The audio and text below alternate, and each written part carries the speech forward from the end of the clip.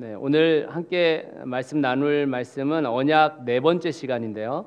오늘의 말씀 나누기 전에 제가 지금 시리즈 설교를 하고 있기 때문에 또 중간중간에 빠지는 분들이 조금 있고 그래서 계속 앞에 조금 더 설명을 하고 있습니다. 오늘도 앞에 잠깐 설명하고 그리고 나서 여러분들과 오늘 침례에 대해서, 특별히 오늘 침례 요한에 대해서 좀 같이 나누려고 합니다.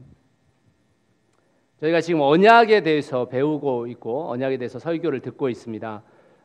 언약이라는 단어가 어디서부터 시작되어지는 것인지 우리가 좀 알 필요가 있는데, 우리가 지금 이스라엘이라는 구약의 이 이스라엘이라는 국가가 하나님께서 선택하셨죠. 그래서 선택되어진 것입니다. 어떤 공로에 의해서 만들어진 게 아닙니다. 그들이 뭘 잘해서 한 게 아니고 하나님께서 아브라함을 선택하셔서 그 민족을 그냥 선택하신 겁니다. 뿐만 아니라 우리도 지금 현대를 살아가는 그리스도인들이 실제로 하나님의 은혜로 선택되어진 것이지, 우리가 뭘 잘해서, 여러분 중에 여러분들이 뭘 학위가 있어서, 여러분들이 무슨 공부를 잘해서 착해서 선택해 준 게 아니라 하나님의 은혜인 것입니다. 거기에 대해서 우리가 믿음의 반응을 했을 뿐입니다.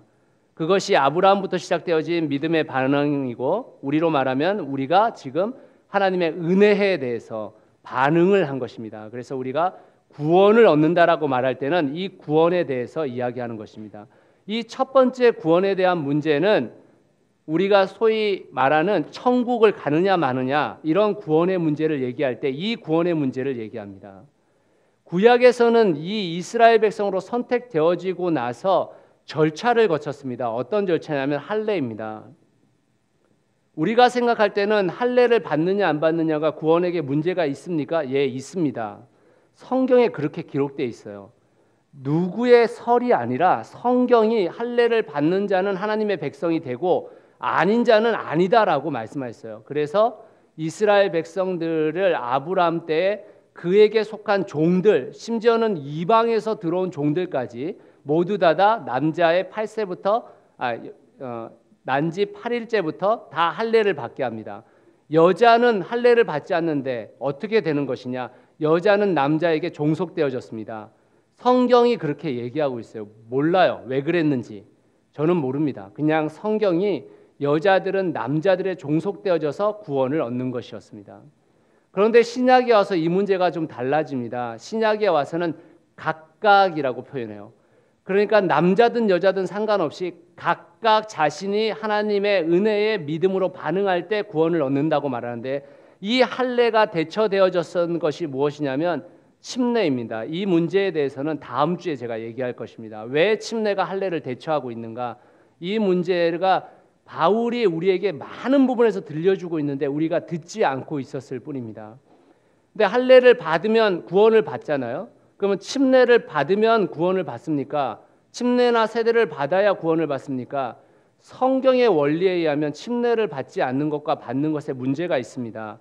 그래서 여러분들이 다음 주에 침례에 대해서 좀 자세하게 성경을 들여다볼 필요가 있습니다. 이것이 구원의 문제예요. 첫 번째 지위적 구원이라고 하죠. 근데 그 다음에 우리가 이야기하고 있는 율법이라는 문제가 나옵니다. 이 율법은 결코 이것에 작용할 수 없습니다. 하나님의 은혜에 반응해서 믿음으로 구원받는 것에는 율법이 어떤 역할도 못해요. 단지 한 역할 정도 할 수 있다면 죄를 깨닫게 하는 것 정도 깨닫게 하는 거예요. 나머지는 아무것도 없습니다. 그런데 그 율법이 그러면 죄를 깨닫는 것으로 끝나는 문제인가? 아니에요. 그렇지가 않습니다. 구약 성경에 의하면 이 모든 것이 십계명입니다. 율법이 십계명이에요. 율법하고 십계명은 다른 게 아닙니다. 십계명의 부지기수가 613가지 세부사항이 있는 거예요. 그게 율법입니다. 십계명을 지키느냐 안 지키느냐에 따라서 무슨 문제가 생겨지느냐, 하늘의 복과 땅의 복이 주어지는지 안 주어지는지가 생겨진다라는 것입니다. 그게 우리로 말하면은 성화적 구원이라고 이야기하고 있는 것입니다. 지금. 그래서 우리는 구원받고 끝난 인생이 아니라는 거예요. 여러분들 구원받고 끝난 인생이라면 지금 내가 하나님으로부터 은혜를 입어서 내가 믿음으로 말해서 구원받았으니까 지금 죽는 게 제일 좋아요. 죄 더 이상 안 짓잖아요. 근데 우리에게는 삶이 남아있단 말이죠. 그 삶이 뭐냐? 성화적 과정의 삶이라고 이야기하는 것입니다. 이 십계명이 신약에 와서는 뭘로 바뀌었느냐? 사실은 바뀌지 않았는데 바뀐 것처럼 인식하고 있는 것입니다. 완성된 율법으로 바뀌어지는 것입니다. 이 완성된 율법이 여러분들이 얘기하는 소위 하나님을 사랑하고 이웃을 사랑하는 거예요. 하나님을 사랑하고 이웃을 사랑하라는 그거면 족하지 뭐 십계명을 왜 따집니까? 이렇게 얘기할 수 있잖아요. 예수님이 따지셨어요. 왜냐하면 하나님을 사랑하고 이웃을 사랑하는 것은 너무 추상적이란 말이에요. 그 추상적인 개념 때문에 많은 사람들이 하나님을 사랑하고 이웃을 사랑하는 것을 많은 부분 죄의 것으로 바꿔서 이야기들을 하고 또 죄의 문제를 계속해서 짚고 있었다는 말입니다. 그래서 예수님이 산상수훈에 얘기하잖아요. 살인에 대해서, 간음에 대해서, 십계명에 나온 얘기 다 합니다. 이웃 사랑에 대해서 얘기할 때 하나님이 예수님께서 원수 사랑에까지 이야기하는 거예요. 부모를 공경하라 하고 했을 때 고르반 이야기를 하면서 고르반은 너희가 지켜 행하면서 부모한테는 돈으로 공경 안 한다라고 이야기합니다. 그게 예수님께서 이 십계명의 문제를 여기다가 갖다 넣으신 것입니다. 그러면은 우리가 얘기했을 때 갈라디아서나 로마서나 또는 고린도전후에서 율법에 대해서 부정적인 언어를 이야기하는 것은 무엇인가? 많은 유대인들이 그리스도인이 되면서 어떤 문제가 생겨졌냐면 이 침례만 받으면 되는 문제를 갖다가 자기들이 원래 받고 있었던 할례 받아야 된다, 동물 제사 드려야 된다, 언약식 따로 해야 된다, 이렇게 얘기를 했던 거예요.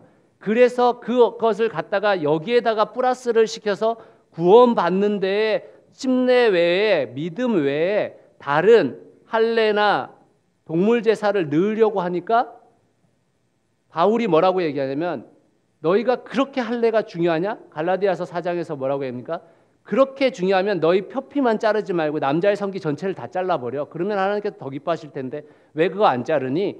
그렇게 얘기할 정도로 율법에 대해서 부정적인 얘기를 한 것입니다.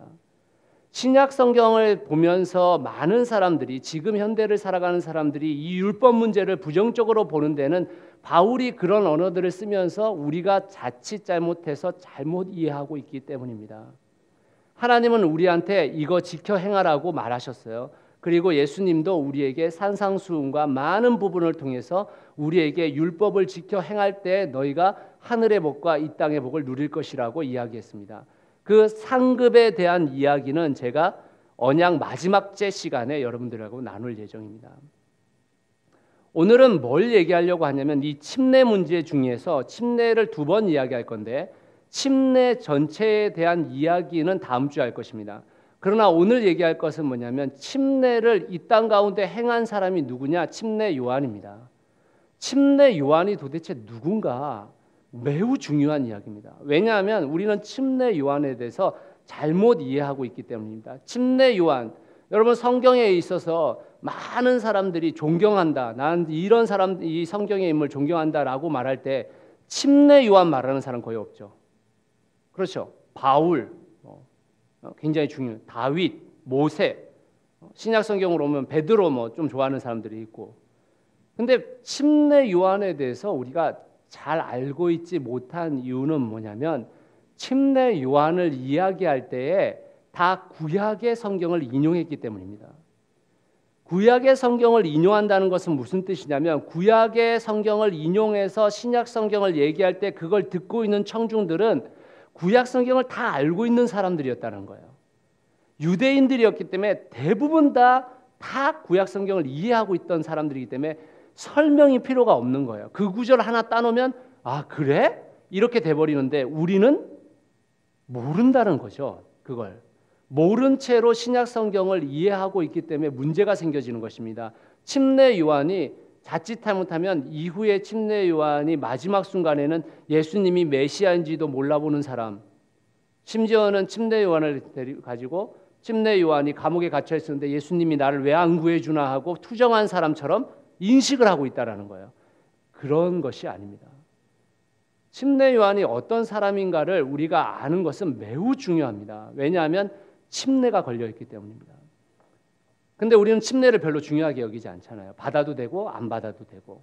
침례라는 것을 인식할 때 기껏해야 우리가 인식하고 있는 것은 무엇이냐면 구원받은 사람이 침례를 공동체 앞에서 받음으로 인해서 공동체 앞에 나는 이제 예수 그리스도와 동행하면서 살겠습니다라고 고백하는 정도로 인식하고 있다는 거예요.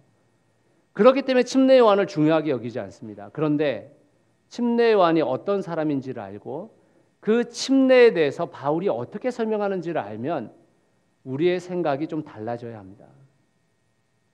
좀 심각하게 달라져야 합니다. 심각하게.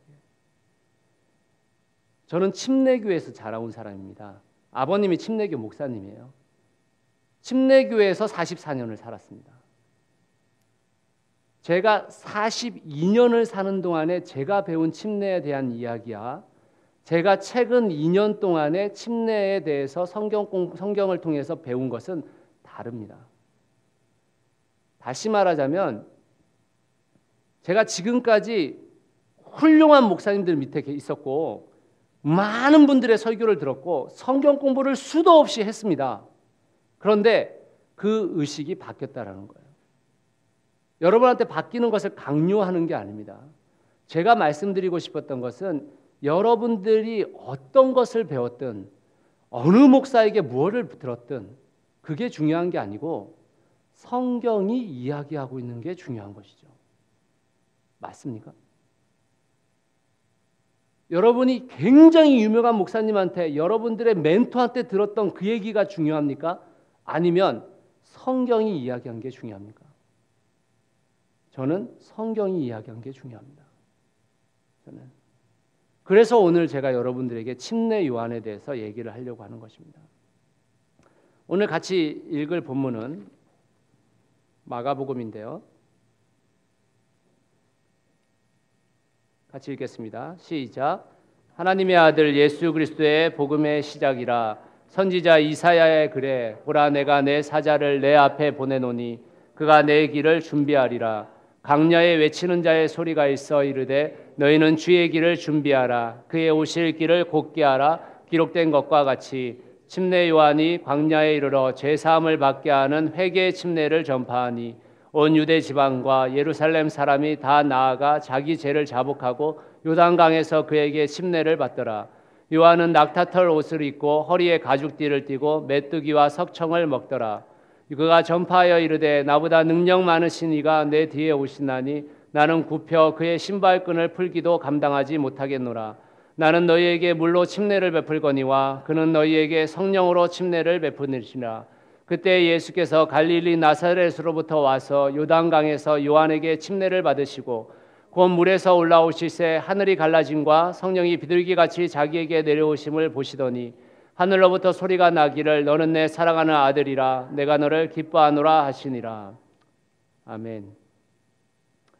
오늘 이 본문 속에서 2절 선지자 이사야의 글에 내가 내 사자를 내 앞에서 보내노니 이 말씀은 이사야서와 말라기서에서 인용되어진 말씀입니다.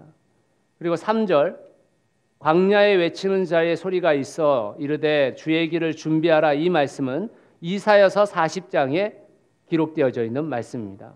그러면 우리가 단지 그것이 거기에 기록되어 있다라고 생각하고 끝내는 것이 아니라 말라기서에 가봐야 되는 것입니다. 이사야서에 가봐야 되는 거예요. 침례 요한이 누구인지를 알려면 말라기서에서 우선 봐야 합니다. 자, 마태복음이네요. 첫 번째, 예수님께서 갈릴리로부터 요단강으로 내려오셔서 요한에게 침례를 받으려고 합니다. 왜 받으려고 했을까? 이유가 나옵니다. 내가 당신에게서 침례를 받아야 할 터인데 당신이 내게로 오십니까? 요한이 얘기하니까 예수님께서 뭐라고 얘기하시냐면 이제 허락하라. 우리가 이와 같이 하여 모든 의를 이루는 것이 합당하니라. 말이 어려워요. 모든 의를 이루는 것이 합당하니라. 이 말이 무슨 뜻인가? 다음 주에 침례에 대해서 얘기할 때 얘기하겠습니다. 우선 예수님께서 침례를 받았어요. 침례를 받았다라는 의미는 무슨 뜻인가? 다시 말하자면 침례를 그 당시에 대처하는 것이 뭐니까 동물 제사를 대처했단 말이에요. 지금 수천 년 동안 구약의 율법에서 동물 제사를 지내왔는데 어떤 한 사람이 나와가지고 야 동물 제사 드릴 필요 없어. 하나님 앞에서 침례 받으면 돼. 자, 이제 와서 침례 받아. 회개의 침례, 제3의 침례를 받으라 라고 외칩니다. 그런데 그 외침에 대해서 수천 년 동안 그 율법을 지켜왔었던 유대인들이 반대했을까요? 찬성했을까요? 당연히 반대했겠죠. 당연히. 동물 제사는 어떤 문제가 있는 것이냐면 신약 성경에 의하면 동물 제사는 완전히 기득권들의 돈줄이었습니다. 동물 제사가.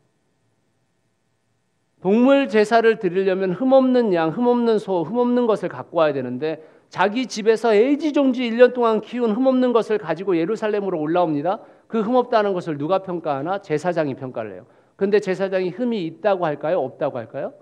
흠이 있다고 말합니다. 그리고 나서 어떻게 합니까? 비싼 돈을 주고 성전 근처에다가 동물을 팔게 만들고 거기서 사온 것만 흠 있다고 얘기해요. 흠 없다고 얘기해요. 그러니까 엄청난 돈줄이 동물 제사예요. 그런데 그 동물 제사는 이제 안 해도 된대요. 안 해도 된대요. 그리고 침례를 받아야 된대요. 그러면 거기 와서 침례를 받는 사람들부터 시작해서 침례를 받지 않는 사람들이 엄청난 반대 가운데 있었고 침례 요한을 죽이려고 했다는 거예요. 그래서 침례 요한이 그렇게 고발을 많이 당했고 침례 요한이 끝내는 헤롯에게 가서 죽임을 당한 것입니다. 그런 상황에서 성경을 이해해야 합니다. 그런데 예수님이 침례를 받으러 오세요. 그것은 다시 말하자면 요한의 침례를 동조하고 있다는 것입니다. 그 사역을 인정하고 있다는 거예요. 나도 똑같이 생각해라고 말하고 있는 것이죠. 예수님이 침례를 받으셨습니다.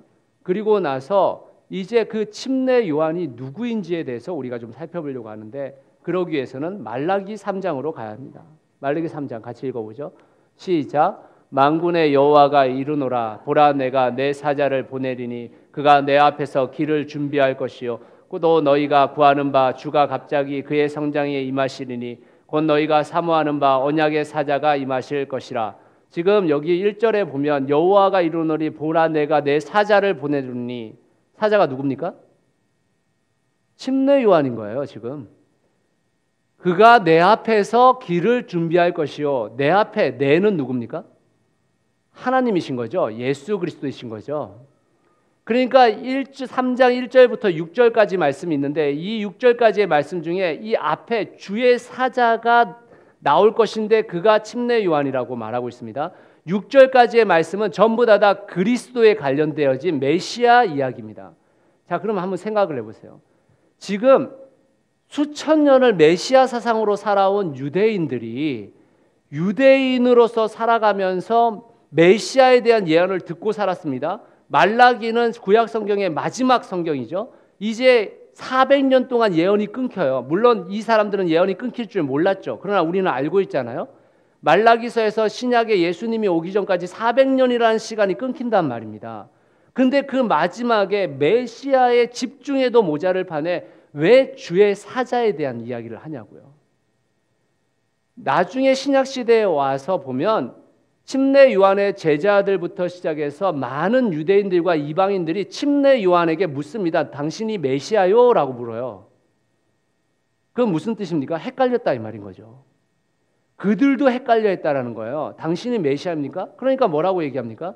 나는 그분의 앞에 와서 예비하는 자고 광야에 외치는 소리인데 나는 그의 신발끈 묶는 것도 감당하지 못하는 존재야. 이렇게 얘기하잖아요. 왜 얘기했겠어요? 물으니까 얘기한 겁니다. 물으니까. 그러면 우리로 생각하면 구약 성경에서 주의 사자 빼고 광야에서 외치는 소리 빼고 메시아만 외치면 되지 왜 주의 사자가 올 것이라고 얘기했을까? 침례 요한에 대해서 왜 꼭 400년 전에 이사야서에 나타난 것으로 따지면은 700년 전에 그 이야기를 했다는 얘기죠. 왜 했을까? 고민을 해보셔야 하는 것입니다. 우리는 메시아만 중요하잖아요. 우리는 예수님이 중요하잖아요. 물론 그렇습니다. 예수님이 중요하죠. 그런데 왜 그 메시아 예언에 주의 사자인 침례 요한을 넣었을까를 고민해 봐야 한다는 것입니다. 두 번째로 말라기 4장에 가면 이 1장 2절이 아까 그 말라기서에서 예언된 건데 말라기 4장에 가면 또다시 침례 요한에 대한 얘기를 다르게 표현하고 있습니다. 같이 한번 읽어보시죠. 시작. 만군의 여호와가 이르노라. 보라, 용광로 불같은 날이 이르니니 교만한 자와 악을 행하는 자는 다 지푸라기 같을 것이라. 그 이르는 날에 그들을 살라 그 뿌리와 가지를 남기지 아니할 것이로되 내 이름을 경외하는 너희에게는 공의로운 해가 떠올라서 치료하는 광선을 비추르니 너희가 나가서 외양간에서 나온 송아지 같이 뛰리라. 또 너희가 악인을 밟을 것이니 그들이 내가 정한 날에 너희 발바닥 밑에 재와 같으리라. 만군의 여호와의 말이니라.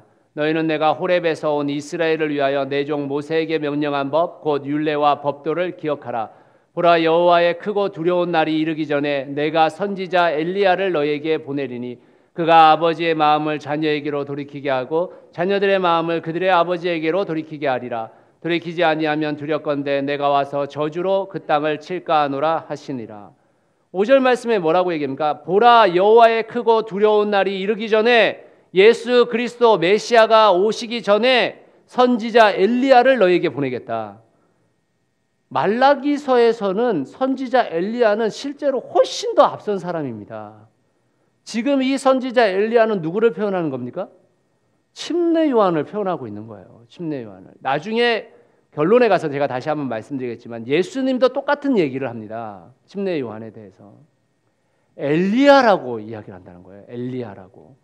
여러분, 엘리야가 누굽니까? 엘리야는 성경에 있는 모든 사람 중에 가장 강력한 성령의 역사, 하나님의 역사를 일으킨 사람입니다.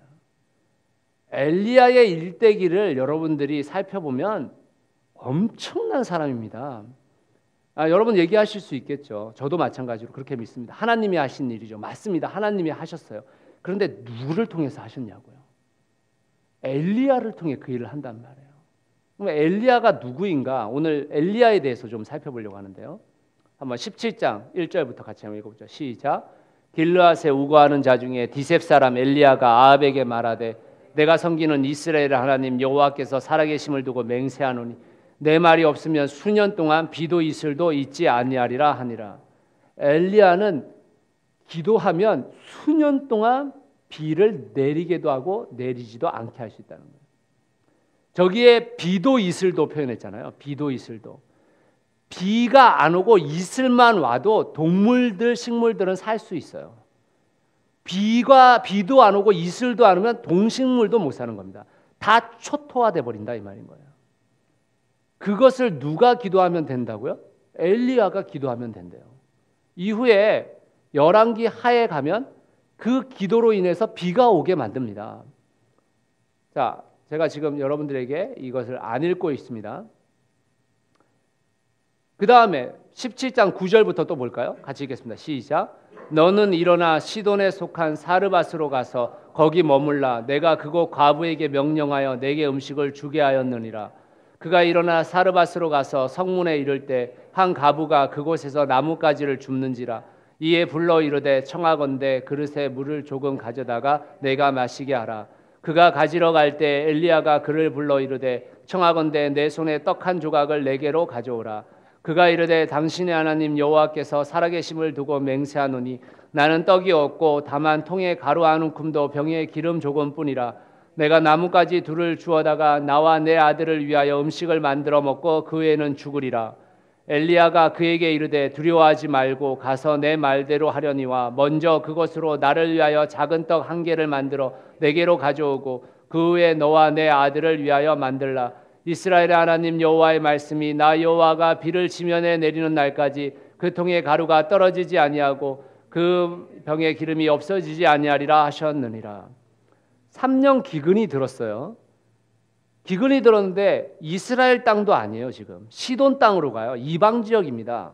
이방 지역의 사르밧 과부에게 가서 그 과부에게 먹을 것을 달라고 하는데 그 과부에게 남겨진 거라고는 한 끼 먹을 수 있는 밀가루와 한 끼 그 밀가루를 구울 수 있는 기름만 남아 있습니다. 그런데 엘리야가 뭐라고 얘기하냐면 네가 너를 위해서 그 음식을 만들지 말고 나를 위해서 먼저 만들어라.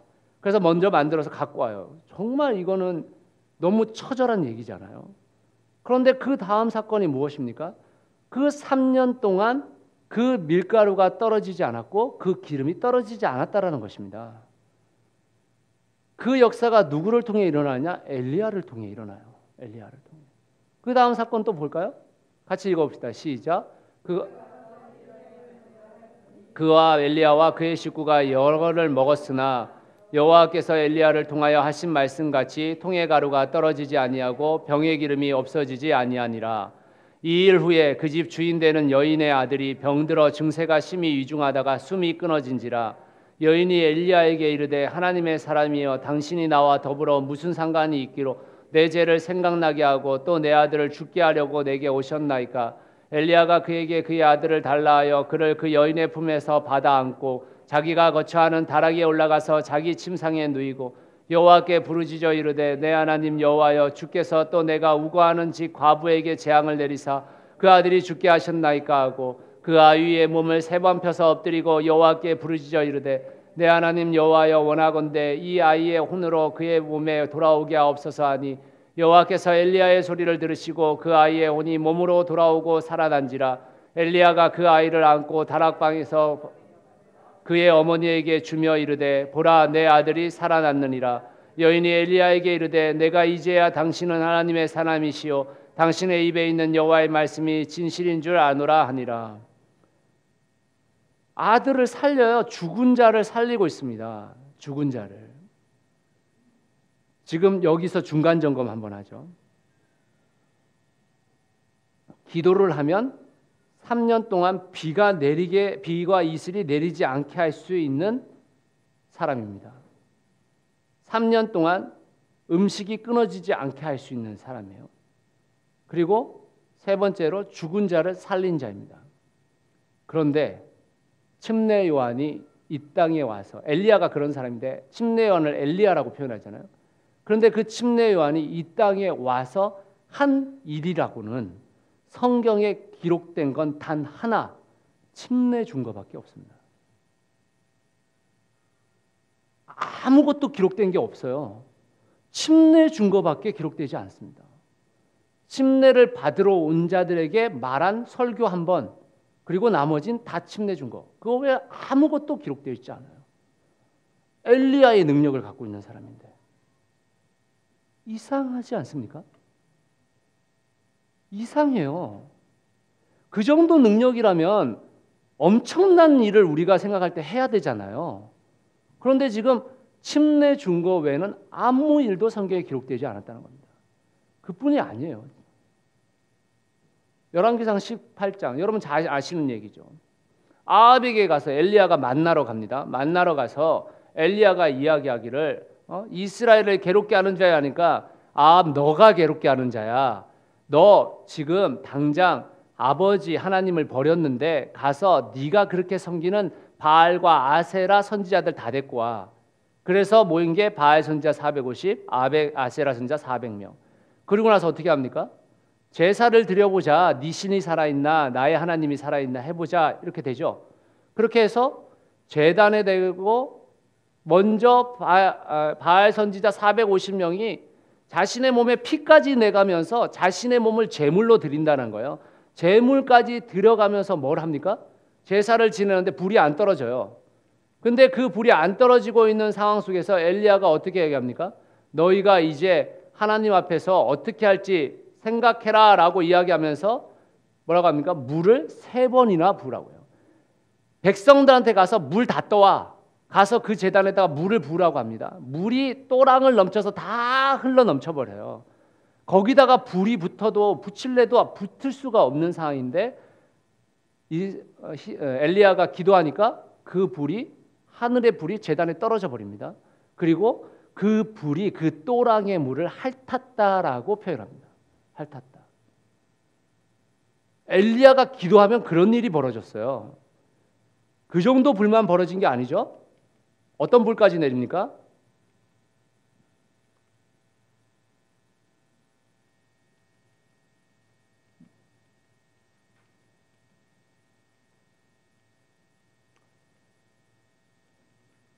자, 보죠. 같이 읽겠습니다. 시작. 아합이 죽은 후에 모압이 이스라엘을 배반하였더라. 아하시아가 사마리아에 있는 그의 다락 난간에서 떨어져 병들매 사자를 보내며 그들에게 이르되 가서 에그론의 신 바알세불에게 이 병이 낫겠나 물어보라 하니라. 여호와의 사자가 디셉 사람 엘리야에게 이르되 너는 일어나 올라가서 사마리아 왕의 사자를 만나 그에게 이르기를 이스라엘 하나님이 없어서 너희가 에그론의 신 바알세불에게 물으러 가느냐. 그러므로 여호와의 말씀이 내가 올라간 천상에서 내려오지 못할지라 내가 반드시 죽으리라 하였다 하시라. 엘리야가 이에 가니라. 사자들이 왕에게 돌아보니 왕이 그들에게 이르되 너희는 어찌하여 돌아왔느냐 하니 그들이 말하되 한 사람이 올라와서 우리를 만나 이르되 너희는 너희를 보낸 왕에게로 돌아가서 그에게 고하기를 여호와의 말씀이 이스라엘에 하나님이 없어서 내가 에그론의 신 바알세불에게 물으려고 보냈느냐. 그러므로 내가 올라간 침상에서 내려오지 못할지라 내가 반드시 죽으리라 하셨다 하라 하더이다. 왕이 그들에게 이르되 올라와서 너희를 만나 이 말을 너희에게 한 그 사람은 어떤 사람이더냐.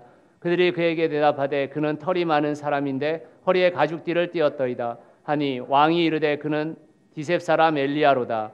이에 50부장과 그의 군사 50명을 엘리야에게로 보내매 그가 엘리야에게로 올라가 본즉 산 꼭대기에 앉아 있는지라. 그가 엘리야에게 이르되 하나님의 사람이여 왕의 말씀이 내려오라 하셨나이다. 엘리야가 50부장에게 대답하여 이르되 내가 만일 하나님의 사람이면 불이 하늘에서 내려와 너와 너의 50명을 살을지로다 하매 불이 곧 하늘에서 내려와 그와 그의 군사 50명을 살랐더라. 왕이 다시 다른 50부장과 그의 군사 50명을 엘리야에게 보내니 그가 엘리야에게 말하여 이르되 하나님의 사람이여 왕의 말씀이 속히 내려오라 하셨나이다 하니 엘리야가 그들에게 대답하여 이르되 내가 만일 하나님의 사람이면 불이 하늘에서 내려와 너와 너의 50명을 살을지로다 하며 하나님의 불이 곧 하늘에서 내려와 그와 그의 군사 50명을 살랐더라. 왕이 세 번째 50부장과 그의 군사 50명을 보낸지라. 셋째 50부장이 올라가서 엘리야 앞에 이르러 그의 무릎을 꿇어 엎드려 간구하여 이르되 하나님의 사람이여 원하건대 나의 생명과 당신의 종인 이 50명의 생명을 당신은 기이 보소서. 여호와의 사자가 엘리야에게 이르되 너는 그를 두려워하지 말고 함께 내려가라 하신지라. 엘리야가 곧 일어나 그와 함께 내려와 왕에게 이르러 말하되 여호와의 말씀이 내가 사자를 보내 에그론의 신 바알세불에게 물으려 하니 이스라엘에 그의 말을 물을 만한 하나님이 안 계심이냐. 그러므로 내가 그 올라간 침상에서 내려오지 못할지라 내가 반드시 죽으리라 하셨다 하니라. 왕이 엘리야가 전한 여호와의 말씀대로 죽고 그가 아들이 없으므로 여호람이 그를 대신하여 왕이 되니 유다 왕 여호사밧의 아들 여호람의 둘째 해였더라. 지금 이 말대로 하면 지금 이 사마리아의 왕이라는 게 무슨 뜻입니까? 이스라엘은 남유다와 북이스라엘로 나눠져 있었단 말이에요. 남유다의 수도가 예루살렘입니다. 북이스라엘의 수도가 사마리아예요. 다시 말하자면 사마리아 왕이라는 것은 이스라엘의 왕이에요. 이스라엘 왕이 지금 시돈 땅에 가가지고 바알세불에게 지금 물으라는 거예요. 내가 죽겠냐 살겠냐. 그러니까 엘리야가 이야기하기를 네가 지금 이스라엘 땅에 하나님 신이 없어서 거기 가서 묵고 있느냐 질문을 하죠. 그리고 그 왕이 이제 네가 침상에서 내려오지 못한다라고 말하니까 엘리야를 데려오라고 합니다. 왜? 자기가 나아야 되니까요. 근데 엘리야를 청하니까 50부장과 50명의 병사들이 함께 갔는데 51명의 사람들이 다 불태워 죽습니다. 두 번째 보낸 팀도 다 죽습니다. 세 번째에 가서야 그 50부장이 정신을 차리고 무릎을 꿇어서 잘못했다. 생명은 살려다오 하니까 따라간 거예요. 엘리야가 그런 사람입니다. 엘리야의 마지막도 있습니다. 엘리야의 마지막 이 세상에서 성경에 기록된 사람 중에 죽음을 보지 않고 하늘에 오른 두 사람이 있는데 에녹과 엘리야입니다.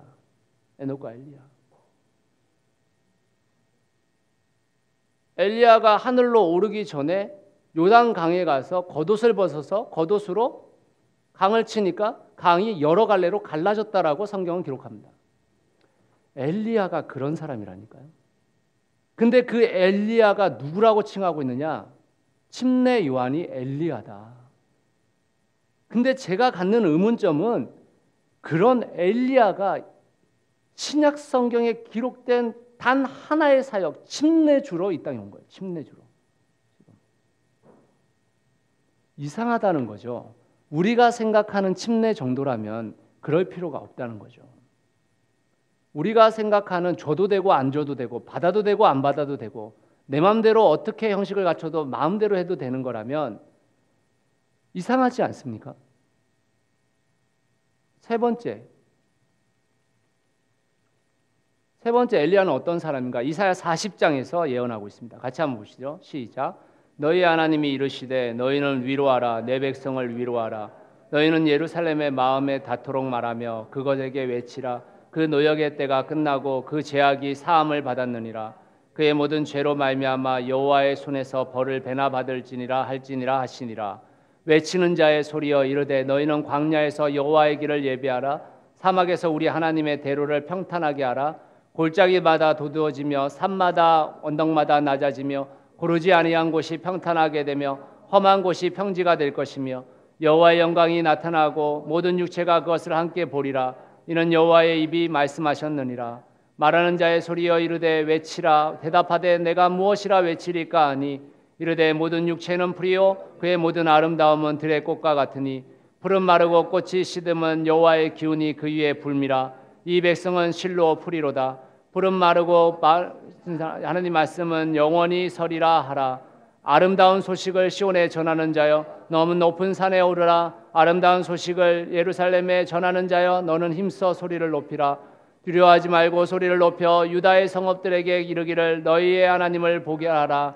보라 주 여호와께서 장차 강한 자로 임하실 것이요 친히 그의 팔로 다스릴 것이라. 보라 상급이 그에게 있고 보응이 그의 앞에 있으며 그는 목자같이 양떼를 먹이시며 어린 양을 그 팔로 모아 품에 안으시며 젖먹이는 암컷들을 온순히 인도하시리로다. 누가 손바닥으로 바닷물을 헤아렸으며 뼘으로 하늘을 쟀으며 땅에 티끌을 대어 담에 접시 저울로 산들을 막대 저울로 언덕들을 달아보았으랴. 누가 여호와의 영을 지도하였으며 그의 모사가 되어 그를 가르쳤으랴. 그가 누구와 더불어 의논하였으며 누가 그를 교훈하였으며 그에게 정의의 길로 가르쳤으며 지식을 가르쳤으며 통달의 도를 보여주었으며 보라 그에게는 열방이 통해 한 방울 물과 같고 저울의 작은 티끌 같으며 섬들은 떠오르는 먼지 같으리니 레바논은 땔감에도 부족하겠고 그 짐승들은 번제에도 부족할 것이라. 그의 앞에는 모든 열방이 아무것도 아니라 그는 그들을 없는 것 같이 빈 것 같이 여기시리라. 이사야서 40장은 아까도 말씀드렸듯이 동일하게 메시아 예언에 대해서 이야기하고 있는 구절들입니다. 근데 그 메시아 예언에 있어서 아름다운 소식을 시온에 전하는 자여 누굽니까? 침례 요한입니다. 침례 요한.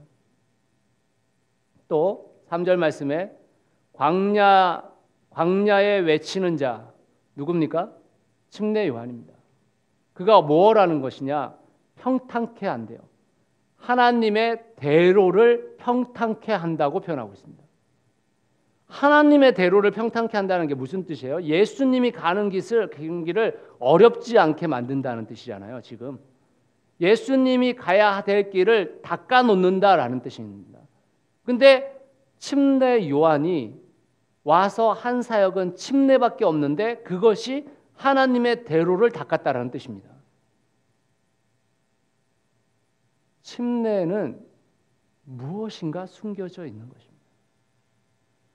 우리가 할례를 통해서 하나님께서 그 비밀을 숨겨놨고 우리는 이해되지 않는 것이 있는 것인데 그처럼 침례는 하나님이 우리를 위해서 쌓아놓은 복이 있는 것이고 그 이후에 우리는 이해할 수 없는 부분들이 생겨지는 것입니다. 분명히 그래요. 근데 그것을 누가 이야기하고 있느냐? 바울이 이야기하고 있어요. 바울이 전부 다 그 침례에 대한 이야기들을 수도 없이 하고 있습니다. 그 이야기는 다음 주에 제가 할 예정입니다. 자, 그러면 오늘의 말씀의 결론을 한번 내려보죠. 오늘의 말씀의 결론은 뭐냐면 마태복음 11장입니다. 같이 한번 읽어보겠습니다. 시작. 예수께서 12 제자에게 명하기를 마치시고 이에 그들의 여러 동네에서 가르치시며 전도하시려고 거기를 떠나가시니라. 요한이 옥에서 그리스도께서 하신 일을 듣고 제자들을 보내어 예수께 여짜오되 오실 그이가 당신이 오리까 우리가 다른 일을 기다오리일까. 예수께서 대답하여 이르시되 너희가 가서 듣고 보는 것을 요한에게 알리되 맹인이 보며 못 걷는 사람이 걸으며 나병한 자가 깨끗함을 받으며 못 듣는 자가 들으며 죽은 자가 살아나며 가난한 자에게 복음이 전파된다 하라. 누구든지 나로 말미암아 실족하지 아니하는 자는 복이 있도다 하시니라.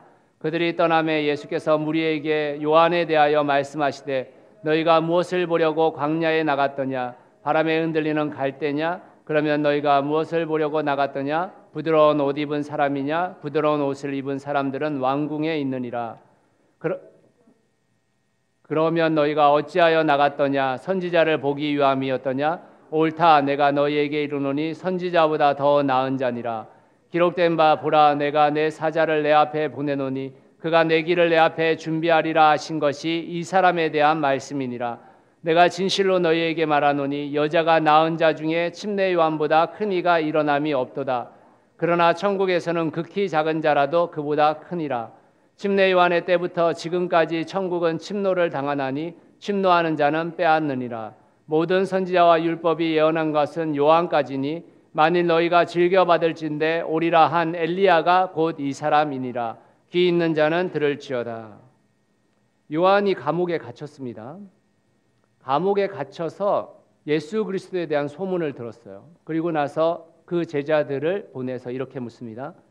오실 그이가 당신입니까? 아니면 내가 다른 사람을 기다려야 합니까? 이 질문 때문에 많은 목회자들과 많은 신학자들이 이렇게 해석합니다. 침례 요한이 메시아도 못 알아봤다. 침례 요한이 자기가 죽어가니까 예수님이 지금 다른 사람은 다 살리면서 자기는 왜 안 살리느냐고 투정했다. 이렇게 해석하는 분들이 많이 있습니다. 절대 아닙니다. 이 질문은 무슨 질문이냐면 침례 요한의 사명이 끝났냐 안 끝났냐를 묻고 있는 것입니다. 내 사명이 끝났습니까? 안 끝났습니까? 이 질문인 거예요. 감옥에 갇혀 있으면서도 내 사명이 끝났다면 나는 여기서 죽어도 좋으나 내 사명이 하나님의 내게 주신 사명이 끝나지 않았다면 내가 지금 하늘에서 불을 내려서라도 지금 나가서 다시 내 사명을 감당하겠습니다. 이 말인 거예요. 만약 그 질문 자체가 우리가 엉뚱하게 생각하고 있는 그런 질문이라면 예수님이 그 다음 구절에서 저런 말을 했을 수가 없죠. 그 다음 구절이 뭐라고 얘기하고 있습니까? 구약의 예언한 주의 사자가 이 사람이야. 침례 요한이야. 침례 요한은 여자가 낳은 자 중에 가장 큰 자야. 침례 요한은 그 오리라고 한 엘리야야 라고 예수님이 친히 말씀하고 있단 말이에요. 침례 요한은 그런 자입니다. 다시 한번 질문을 드립니다. 침례 요한이 그런 사람인데 이 땅에 와서 한 사역이 침례 외에 없다는 거예요. 그러면 그 침례는 무엇일까? 궁금하다 못해 이상하다는 겁니다. 왜 침례 요한이 그 사역을 하고 있었는 동안에 침례 요한을 가둘 수 없었을까요? 왜 감옥에 가둘 수 없었을까요? 예수님이 오기 전부터 계속해서 침례 요한은 그 일을 하고 있었단 말이에요. 기득권자들이 왜 침례 요한을 가둘 수 없었다고 생각하십니까? 엘리야였기 때문인 거예요. 우리는 지금 그것이 이해가 되지 않지만 지금 신약 성경을 읽고 있는 독자들은 어떤 생각을 갖고 있는 거냐면 그 엘리야라는 그 한마디에 끝난 겁니다. 우리는 엘리야가 행했던 일들이 신약 성경에 침례 요한이 행했다고 기록이 안 돼 있잖아요 라고 말하지만 기록할 필요가 없는 거예요. 그들에게는. 왜요? 그들은 구약의 엘리야를 너무나 잘 알고 있었고 메시아가 오기 전에 엘리야가 온다고 그 이야기를 수도 없이 듣고 살았거든요. 그들은 그 한마디를 딱 써놓는 그 순간 구약의 전체의 이해를 통해 가지고 이 사람은 건들 수 없는 자라는 걸 알고 있었던 것입니다. 그래서 아무도 못 건드렸던 거예요. 그랬던 사람이 어떻게 감옥에 갔습니까? 그의 사역이 끝났기 때문에 감옥에 간 거예요. 그의 사명이 끝났기 때문에 감옥에 간 겁니다. 그리고 그 감옥 속에서 그 사명이 끝난 겁니까? 라고 예수님께 물었던 것입니다. 그런 사람이 침례 요한입니다. 그렇다면 그 침례 요한이 행했던 침례는 무엇인가? 다음 주에 여러분들과 함께 말씀을 나누도록 하겠습니다. 자, 이렇게 예고 설교를 하니까 여러분들이 많은 분들이 궁금해 하시더라고요. 네, 감사합니다. 궁금해 주셔서. 네, 다음 주에 바울의 이야기들을 같이 한번 나눠보도록 하겠습니다. 우리 같이 한번 기도하겠습니다.